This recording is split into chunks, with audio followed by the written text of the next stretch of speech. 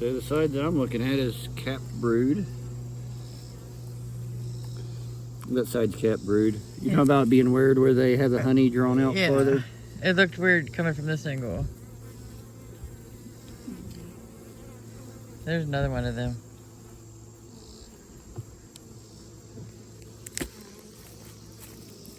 Apparently you got some honey. Looks like it. There's a drip, so they may not be happy here soon. There's a queen cup. I think it's just, there ain't nothing in it.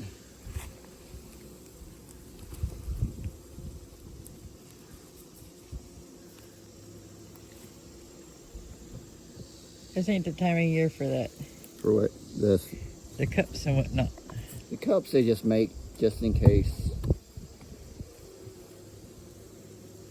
So this is another frame of brood with honey on it. This side has young larvae. Is there enough bees on there to... On that side, no.